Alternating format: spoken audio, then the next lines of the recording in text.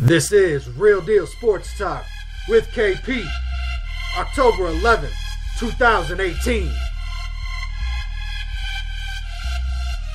Yeah.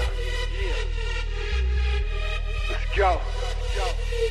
Let's get it on. Barbarian music. Hey, look, let's get it on. Time to hit that mindless flow. Mommy said she trying to roll. I told that bitch to find the dough. I ain't got no time for these bitches. I'm on my grind for dough. Rock a couple shows for more. We liquor, designer clothes. Not to mention my fits accentuated with shine and glow. I can sense the hate from the gate when I stepped inside the door. Straight to the bar we go. Line a few shots up in a row. Knock them back and slam the glass as hard as dominoes. We ain't even dancing, standing on couches like a dro. Fuck security in the club. Owner already know. Bitches mesmerized by the hazy eyes and the wavy flow. Niggas hate it harder than Satan, waiting and pulling phone. I ain't here shaking and standing strong like a solid stone. Antagonizing niggas by waving double shot of drone. This that ignorant shit you like to hear on the song. It ain't gotta be real, real fake shit is getting on. Yeah, let's get it on. Pockets rolling right in front. Bottles popping the mouth, shocking. Let's get it on. Drug trafficking. That's right. That's right. Let's get it on. This is Real Deal Sports Talk with KP. It is October 11th, 2018. We are moving into the weekend, everybody. I hope you're feeling good. It's time to get it on. I was going to start the story on one note real quick because it is World Mental Health Day. World Mental Health Day is a day of global mental health education, awareness, and advocacy against social stigma. It was first celebrated in 1992 at the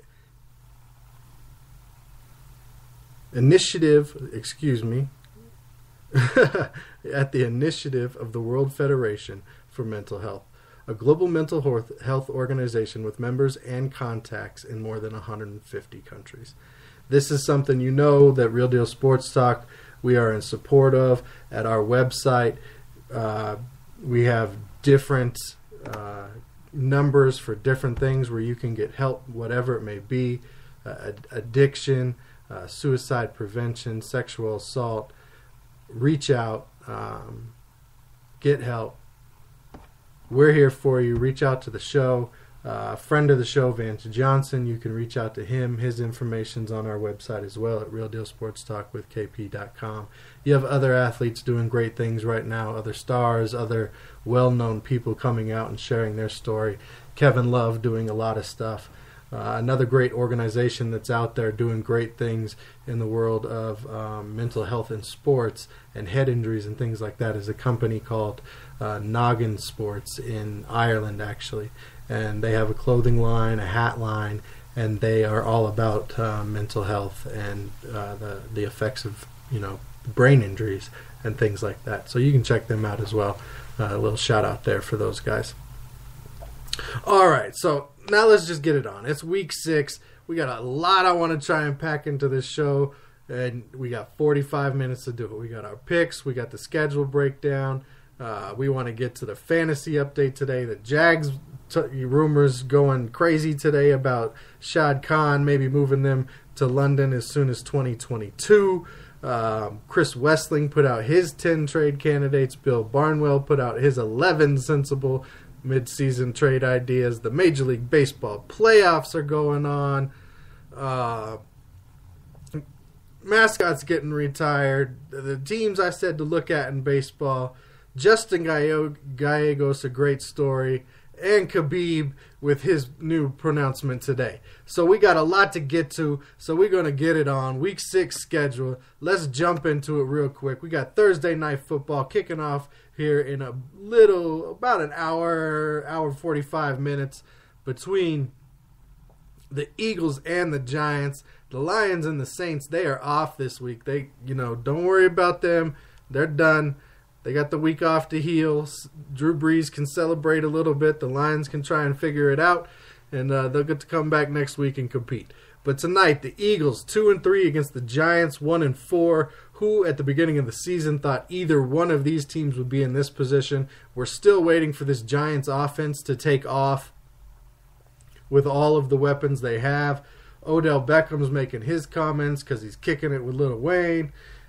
kind of throwing the quarterback under the bus, playing the me game. Saquon Barkley, exciting. Receivers, exciting. Defense playing pretty good. Landon Collins having another good year. Olivia Vernon coming back. Maybe Evan Ingram plays tonight. I have not heard the report about that. Eagles coming back from the Super Bowl. A little bit of a hangover, maybe.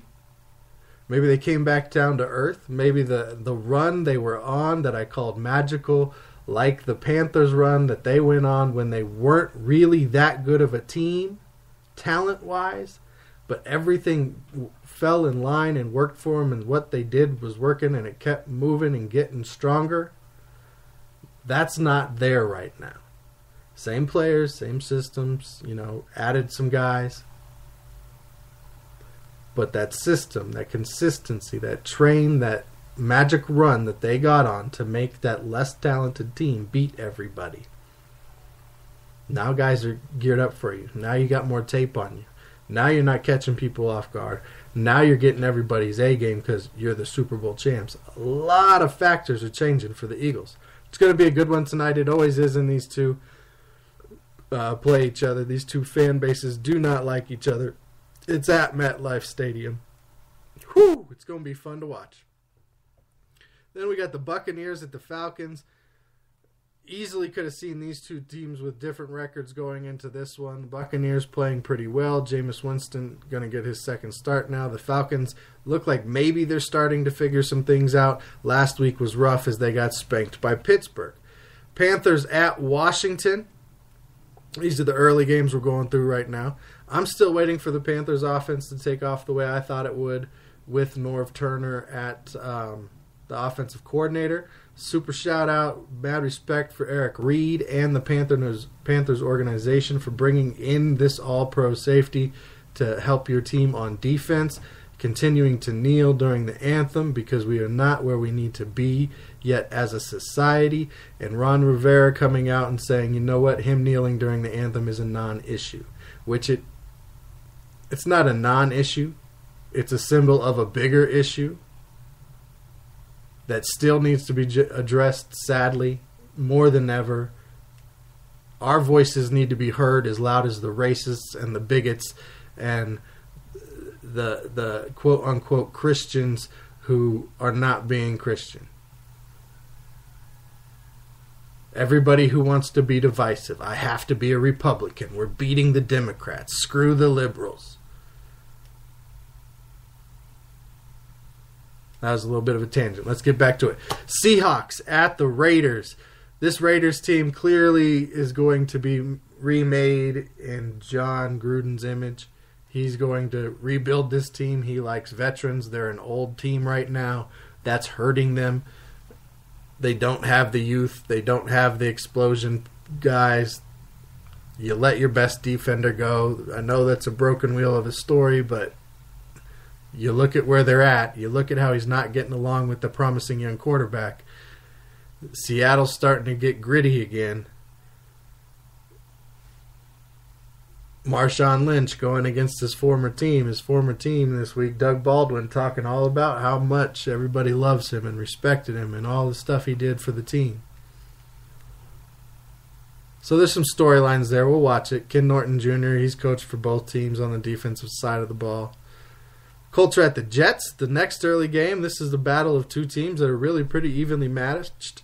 The Colts have their strength of their team is still their offense. The Jets' strength of their team is their defense, no matter what that offense did to the Broncos or Detroit this year. I like this matchup. This could be a fun one to watch. It really could. The Cardinals are at the Vikings. That's probably a yawner. I mean, Josh Rosen, he's getting his feet wet still.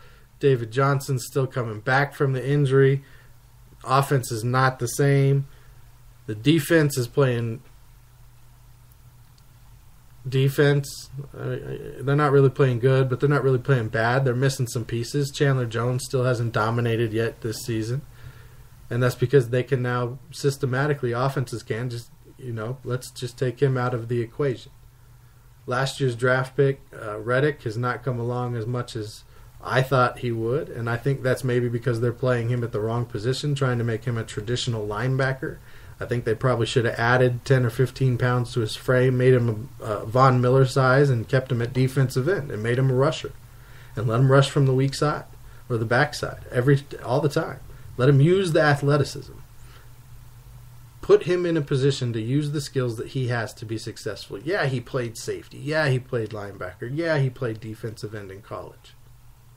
But this is the NFL, and his best position is as a pass rusher, not as a linebacker. And I think that's where they're failing him right now. The Vikings, they got a lot to get going. They're 2-2-1. It's going to be huge for them to get this victory, to feel over 500, to feel some excitement with that new quarterback. With Adam Thielen being the first player in the history of the NFL to have 100 receiving yards in the first 5 games. To come from an undrafted, nobody wanted him to come play college football, to set NFL records. Which is great. They're putting up passing numbers. It's a passing league. That's not surprising. You got to put up wins. $84 million to your quarterback. You want more than 2-2-1. So this will be a good feeling game for the Vikings at the end of this. If they pull it out. Steelers at the Bengals. Easily could have seen these two teams with the opposite records. Bengals, their defense after that first week where I knocked this team and kind of gave up on them, going, here's the Bengals again. They're going to have to prove it the rest of the season. They've got it figured out. Geno Atkins is leading the league in sacks, or tied with the league lead. TJ Watt, he's right behind him by a half a sack, I think, for the Steelers. So this is going to be a great NFC North battle. The Steelers are starting to figure it out. They're getting some confidence on the offensive side of the ball now. Big Ben and AB are hooking up a little more. James Conner's being more consistent. Chargers at Cleveland. This is going to be a fun one too. Cleveland on defense, very strong. You saw what they did last week against Baltimore. Offense getting some swag, getting some confidence. Baker Mayfield and Landry are starting to get a connection. They need to be more consistent in the running game. Whether it's Chubb or Hyde, one of those two guys needs to be getting 15 to 20 carries a game. The other one, 5 to 10. Then you let Baker Mayfield in the passing game make plays outside of that. Utilize the middle of the field with him. See what he did at Oklahoma and how he hit those zones and those windows in the middle of the field. Then again, at Oklahoma, he hit every throw. The Bills at the Texans. J.J. Watt, the other brother, tied with his brother in sacks. Bills, their quarterback likes to run the ball. It's about what their offense is.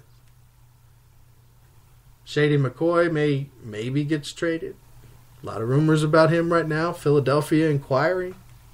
Maybe bring him back into the fold. Texans starting to get it going on offense. Watson's starting to get a little bit of that confidence back. Starting to see the game in the field better. Hopkins is the number 1 target. They still don't know when Foreman's going to be back. Or Freeman. Devontae Freeman. The Bears are at the Dolphins. That one might not turn out so well in South Beach. Bears' strong running game. For whatever reason, people are floating the idea that Jordan Howard should be traded. Dolphins' early season success lost convincingly the next 2 weeks. They got Chicago this week, Detroit next week, so they're battling the NFC North opponents. So it's going to be physical for them. Rams here in Denver this week, taking on the Broncos. Could be the first snow game of the NFL season. Earlier in the year, the Broncos had the hottest game in Broncos history at 90 degrees start temperature or something like that. Now they could also have the first snow game of the season with the Rams coming into town. And, it's not like it used to be where some teams had an advantage in the weather. I just don't see that anymore. I don't think it's true. You might have more of an advantage with a team that plays a lot of games in the dome versus a team that plays a lot of games outside. but that's not the case. These guys with free agency play in so many different cities, and the way the schedules are set up, they play in so many different places at so many different times and temperatures of the year. I don't think it's going to have an effect unless it's just a personal, I don't play that well with snow. I don't run as well in the snow, or I don't play well in the cold for a certain guy. Outside of that, I think that is being blown up a little too much, but that will be one of the afternoon games on Sunday.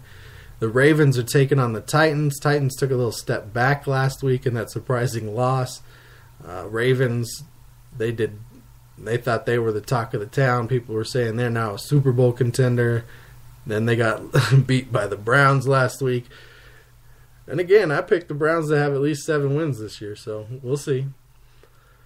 But the Ravens at the Titans, this is probably going to be another low-scoring game. Ravens got the better kicker. What can you say about this? It's going to be a defensive battle. Neither offense is all that great. Whichever running team gets the bigger play or the more touchdowns, that's how this game's going to be decided. Maybe a defensive touchdown, something like that in this one. Jags at the Cowboys. I don't know if the Jags need an offense to beat the Cowboys with as good as their defense is and as bad as the Cowboys' offense is. Because if I'm the Jags, I'm coming into this one and going, Zeke Elliott gets nothing done this week. Dak Prescott, you 100% have to beat us. And to beat us, you're going to have to run for 100 and pass for 250. If Dak can do that, the Cowboys could beat the Jags this week. Because they will try and take out that number one weapon in the running game. Eliminate that, make the other guy beat us. His stats match that of Brock Osweiler, everybody. Go look it up. They're very similar. The Chiefs at the Patriots Sunday night. This is going to be fun. We've seen what the Chiefs have been able to do at least 2 of the last 3 times they played the Patriots with the big blowouts. We saw what they did in Foxborough last year. Now they're back this year on Sunday night with Game of Mahomes, they're calling him now, or Spark. What's the other one? Sparky or Spitfire? He's got too many nicknames I keep hearing. But a high-flying, we're not scared to go deep. We're not scared to make a mistake offense. And a defense that's starting to feed off of that energy, starting to get healthy, and starting to figure out how to rush the passer. Because these teams, they figure they got to score. They got to score. So they're coming in not doing what they do best. They're trying to do what Kansas City does best, and that's how they're losing. You got to have your guys healthy. You got to play 60 minutes, not 55, like the Broncos did. And you got to do what you do best, and you have to dictate the pace. You have to limit their big plays and their opportunities to make big plays, like I've been saying. Then on Monday night, you got the 49ers and the Packers. Aaron Rodgers still hobbling around with that knee, but getting it done. They figured out a little bit of a running game last week against Detroit. You know Mason Crosby is not missing a bunch of kicks this week against the 49ers. 49ers, this is another building year. Let's get the guys play. Let's get them into the system. Let's figure out who we're keeping for next year. They're probably already, like most teams I'm sure are, looking at who the free agents are going to be. They're getting their draft board ready. You know, this is a 6-year plan in San Francisco, and with the injury to Garoppolo, hey, this is just a year where we're going to go out, we're going to play our hardest, we're going to try and compete. Our goals don't change. We're not, giving up. But we're going to be realistic about what's going on and our expectations behind the scenes for sure. Because behind the scenes, we got another season ahead of us. We have 6 years from the owner unless we just bomb out. So you might get some low ratings tomorrow night. You might get a whole lot of Packers fans tomorrow night. We'll have to see how that one turns out. My picks for this weekend's games and tonight, I'm going out on a limb. I'm taking the Giants tonight. I also had to play Eli Manning because my quarterbacks both have byes this week. I had Stafford and Breeze. I should have paid attention to that in the draft. So I'm starting Eli tonight. So I'm taking the Giants with the upset. I'll take Atlanta over Tampa Bay, Carolina over Washington, Seattle over Oakland, the Jets to beat Indianapolis, Minnesota over Arizona, Pittsburgh to beat Cincy, the Chargers to beat Cleveland, Houston over Buffalo, Chicago over Miami, the Rams to beat Denver, Tennessee over Baltimore, Jacksonville over Dallas, and I'll take Green Bay over San Francisco, New England 35, Kansas City 34. Those are my picks for Week 6. Take them, leave them, argue with them. I love it all. Just bring it on. It's all good. And again, New Orleans and Detroit, they have a bye. So if you got fantasy leagues out there, switch up your rosters, everybody. Adam Schefter had a pretty cool quote. He says, close your eyes, defensive coaches and players. Since the 1970 merger this year has through 5 weeks, the highest completion percentage, 65%. Most passing touchdowns, 275. Highest touchdown percentage, 4.8%. Highest touchdown interception ratio, 1.95. And the highest pass attempts per team per game at 36.6. So defense, you know how I feel about the defense. That was my favorite side of the ball when I played. We got to step it up, guys. We got to step up our schemes. We got to step up the pressure. We got to come with more blitzes. We got to be able to handle our man assignments.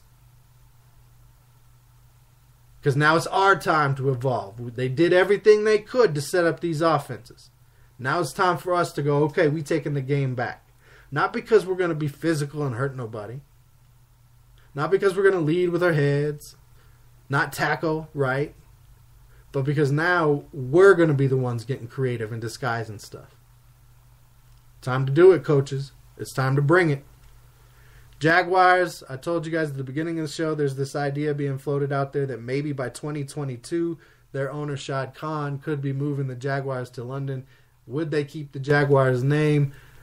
Haven't really heard anything about that, but that is where he's from. He does do business there. He'd have a monopoly on that market. And it would open up a new market, even though they've been playing games there. Now you're going to have 8 games there from one team. And you probably still continue the other games that you're doing there promotionally throughout the regular season or the preseason.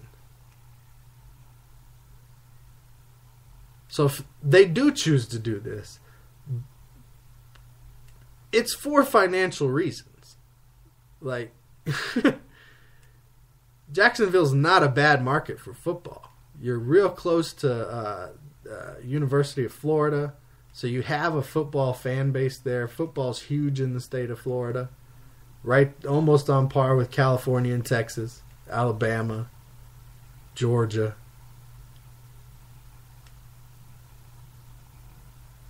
It'd be interesting. I mean, they want to call themselves the world champs. This would, start to legitimize that idea. Instead of, they could just... Right now, really, just the Super Bowl champs, the NFL champs. But that's the world championship for football. Because it's the only place it exists on that level. But this would legitimize that a little bit. Because now you got a team in another part of the world. You're going to have to expand the season out, I think, though.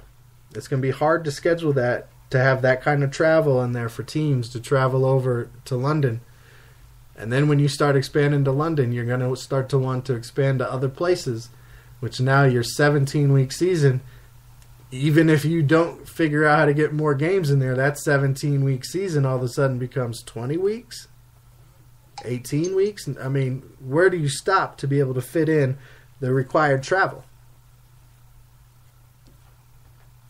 It'll be interesting. We'll have to check it out when it comes down to that time.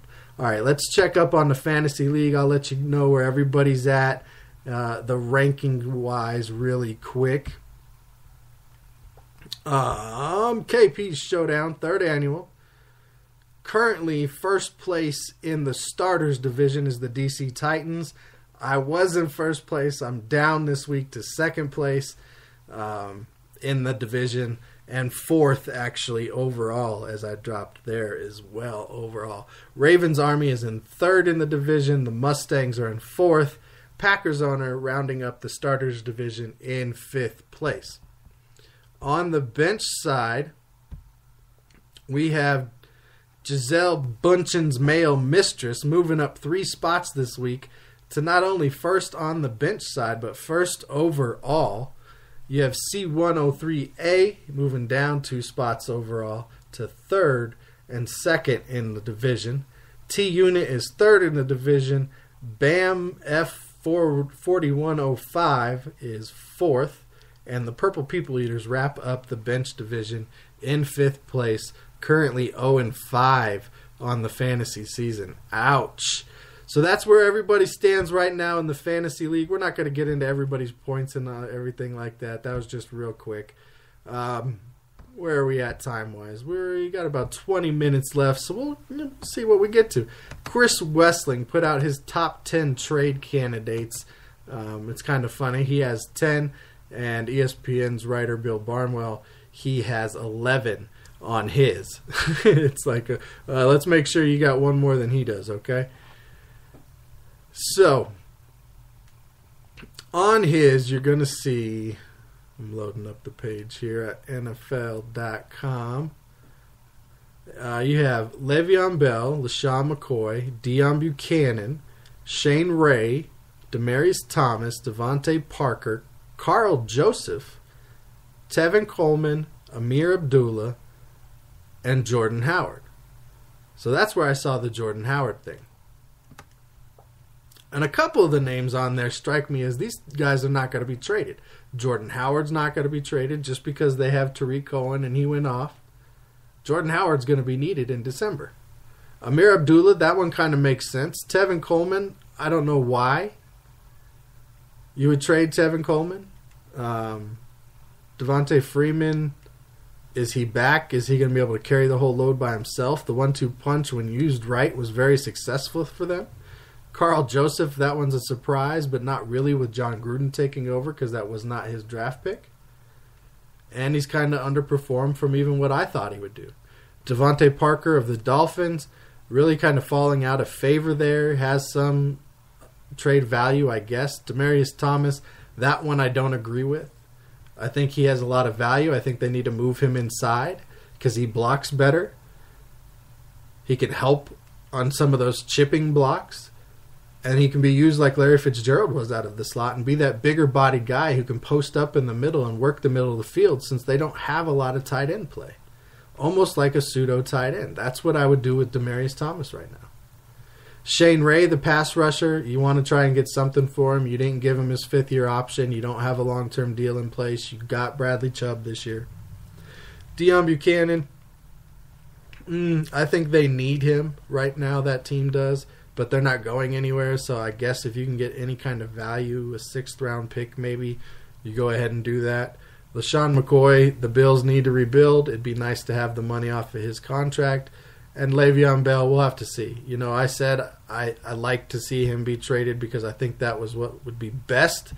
But, you know, he said he wants to stay there, so we'll see what happens with it.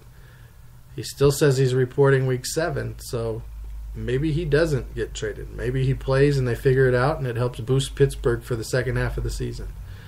All right, Bill Barnwell in his 11. He also has Devontae Parker. He also has LaShawn McCoy. But you see, he's also, well, no. He also has Le'Veon Bell going to, well, see, these aren't 11 different people. These are 11 trades, I believe he is what he has. But we'll see. Devontae Parker, let me see. I'm going to read this title again. Mid-season, yeah, this could be not 11 different people, but 11 different trades, where the other one was 10 people. So Devontae Parker, he has being traded to Dallas. He thinks that would be a good idea. Give Dallas that wide receiver. LaShawn McCoy back to Philadelphia. I could understand that one. Le'Veon Bell going to Washington. You know, Snyder's got the money. Is he willing to pay another, player that has been disgruntled in the city he was in before? I don't know. That'd be tough if I was Snyder to say, okay, Le'Veon, I'm giving you that $100 million contract you want. Then he also has Golden Tate being traded to Tennessee. I'm not for trading Golden Tate. I'm for scheming more for Golden Tate. He's a great player. He's a great guy to have on your team. He's a great guy to have around young guys on your team. I'm sure he's been a great leader and friend and mentor to a Kenny Galladay. He helps Marvin Jones. And I don't think what he says is even an equal in value for a 2019 fourth-round pick and Tajay Sharp. I wouldn't do it for that. That's not enough to get rid of a guy like that. Cleveland trading Tyrod Taylor to Jacksonville, that would be huge for Jacksonville. I think he would definitely make them a Super Bowl contender again. He also has Deion Buchanan on his list going to the Jets. That would be a nice fit next to the youngster they got from LSU. He's got Cleveland linebacker Jamie Collins being traded back to New England. That's not going to happen. He also has Carl Joseph from Oakland being traded to Atlanta. That would be an interesting fit down there, especially with the safeties that they've lost this year. So they need safety help. He's a young guy. They'd be bringing Neal back next year. New Orleans linebacker Craig Robinson to Pittsburgh. Chicago cornerback Marcus Cooper to Kansas City. He thinks it'd be a good trade for Indianapolis to trade kicker Adam Vinatieri to the Chargers. That'd be great for the Chargers, wouldn't it? And who would the Colts get? The Colts would get a fourth-round pick next year and the Chargers kicker. See, I wouldn't make that trade either. That's ridiculous. I don't even know why I talked about those two things. Those are both like just let's have something to write about stories. I mean, if those are your teams or you're excited about it, definitely go check out their perspective. It's interesting. I think there's some other guys that they've missed out on. Cubs third baseman, outfielder, could play first base, left-handed bat Chris Bryant is reportedly turned down over a $200 million extension with the Cubs. I don't know if that's really a smart move based on how the contracts went last offseason in baseball. A lot of guys signing really late because they held out for what they thought was going to be big money that didn't come. So now you got a guy turning down $200 million plus. And this is baseball money, not NFL money. Remember that. This is not football money. This is baseball money. So that's turning down $200+ million on the idea that, okay, well, maybe I get more on the free agent market. And if you don't, do you think the Cubs are coming back with 200? No, you probably just got docked by the Cubs down to 180. Which, 180. We'll have to see how that goes. That one kind of surprised me. I figured the kid would re-sign. $200 million is a lot of money. And he's not in the playoffs. You know, the teams I said to watch this year, the Rockies, they lose in the divisional round. The Cubs, they lose in the wild card round to the Rockies. The Yankees lost in the divisional round. Well, they kind of got spanked in the divisional round. And the Angels didn't even make the playoffs, but Trout and Ohtani, they had good seasons. But where we are in the playoffs, we got the Dodgers taking on the Brewers and the Red Sox taking on the Astros. 4 teams that are playing good baseball. 3 teams that are really hot. And then there's the Dodgers. Who, I guess you could say they're hot. They beat Colorado at the end of the season to take the division. They beat Atlanta in their series. 3-1. I guess you could say they're hot. But the excitement from the other teams, the other 3 teams, is higher, in my opinion, than that of the Dodgers right now at this point. Both of these series getting ready to kick off here in the next couple days. It's going to be fun. This is the best part right here. You got 7-game series. You got the 4 teams that are playing the best at the end of the year. On the American League side, that series could be better than the World Series. Honestly, the Red Sox Astros could be the series of the playoffs with their pitching, with their bats. You got the defending World Series champ. You got the Red Sox who, they've won titles recently. They're young. It's going to be fun to watch the championship series, and then we'll see who the World Series opponents are at that point, whether or not it's even going to be interesting. Chief Wahoo is officially retired. He was going to stick around as long as the Indians were in the playoffs. They're not going to change the name, but they are retiring the face of the mascot. Good story here. I really like seeing this story. Justin Gallegos, a runner at the University of Oregon who has cerebral palsy. He does cross country for him. And he's coming up and, it's finishing off the race. And he didn't know this was going to take place, but he finishes off the race like he would finish off any other race, like any competitor would, giving it his all. And he comes across the finish line, and Nike is there waiting for him to offer him a contract to be a professional. And his reaction as an athlete and what it represents as a competitor with cerebral palsy and his spirit and strength, it's really a nice video to watch, a nice moment for everybody to see. And I'm really happy for Justin. I hope he becomes part of the Just Do It movement, this new campaign with Colin Kaepernick. It'd be nice to see them somehow combine those two efforts together now. And then we're going to finish the show off with Khabib Nurmagomedov. I can't say your last name, man. I'm sorry, Khabib. He tweeted out today because there's speculation that maybe his teammate gets suspended or banned or kicked out of the UFC for jumping into the ring and punching Conor McGregor. So he says, why didn't you fire anyone when their team attacked the bus and injured a couple of people? They could have killed someone there. Why no one says anything about insulting my homeland, religion, nation, family? Why do you have to punish my team when both teams fought? If you say that I started it, then I do not agree. I finished what he had started. In any case, punish me. Has nothing to do with that. If you think that I'll keep silent, then you're mistaken. You canceled Zubaira's fight, and you want to dismiss him because he hit Conor. But don't forget that it was Conor who had hit my another brother first. Just check the video. If you decide to fire him, you should know that you'll lose me too. We never give up on our brothers in Russia, and I will go to the end for my brother.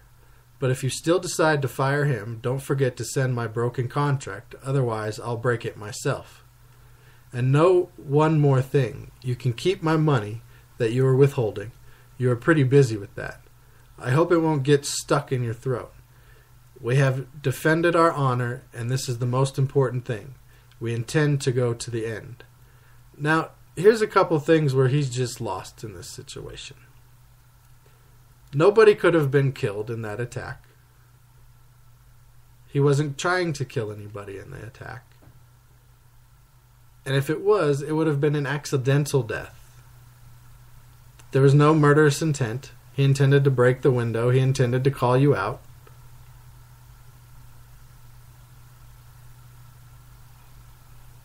So that's just stoking the fire that you started on Sunday, whether it was stoked before that or not, which it was. Your team and you did start it on Sunday. He did come up from behind into a ring that he had no business being in. He could have stayed out of the ring and helped you and helped calm the situation and stop the situation and handled it just like you did by making Conor tap and proving that he is not the same guy and the same fighter that he was. Now, should just your guys be punished? No. They should be punished too. The teams, anybody who was fighting and scuffling, they should get the same punishment. The idea that you're going to take your ball and run as the champion when you sat on the man's car and said, you better give me my belt because I know where you park and I'll smash your ride. And now you're going to take your ball and run because your teammate might get punished. There's no honor in that part. It's loyalty, but that's not honor. You're not defending the champion. You're not doing what's right. You're being defensive. Your man could work his way back if he gets suspended or pushed out. And after what he did, his fight did need to be canceled. He's not the one withholding your money. That's the Nevada Athletic Commission. That was stated after the fight, that both of your guys' purses are being held until they decide what's going to happen. So this goes back to what I was saying, where the UFC is getting ridiculous now. I don't like it. It's not good. I don't like this look. He sat there the other night at his press conference and said he wanted to change the game, and he's not about all this talking stuff, and there should be just about fighting. Well, now all he's doing is running his mouth.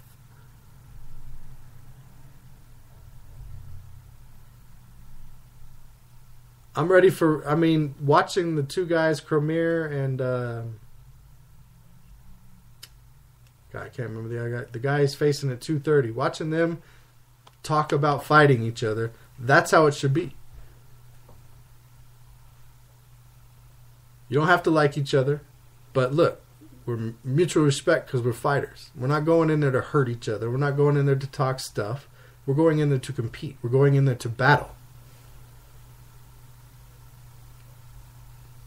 Got way more respect for those guys than the guys who got to make it about, look at me run my mouth, look at my insults, look at my act.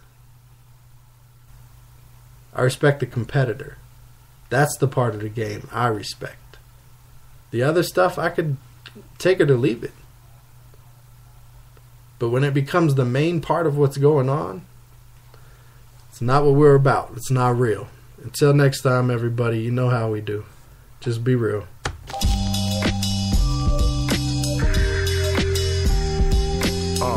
D-Town, can you vibe to this? D-Town getting down to this. Can you get down to this? The party's rocking and the crowd was lit. The beats knocking in the sound system. And D-Town's in here. We hit the lick that gets a crown to sip. The pivot's hitting like a pound of bricks. Took a powerful rip. It felt like a time traveler trip. My mind drifting to the cloudy abyss. Till my chalice is sip. Ships admire how I'm styling my fit. I acknowledge with the smile of a prince. Can tell I'm piling my chips. The party's rocking, everybody was bent. Nobody wildin', ain't no violence ahead. We all lounging for real. The smooth sounds got us vibing and shit.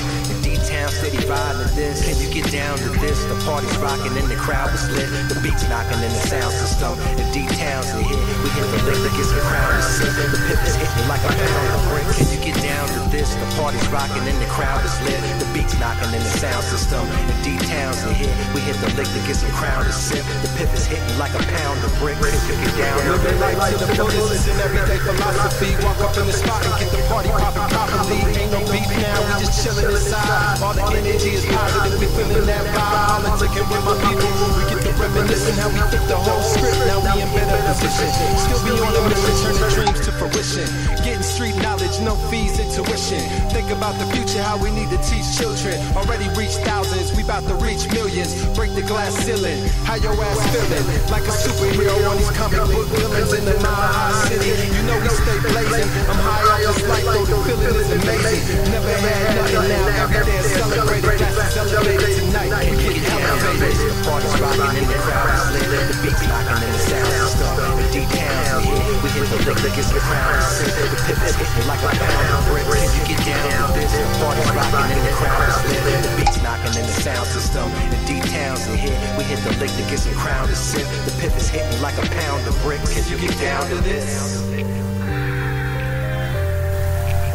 Can you get down to this? Can you get down to this?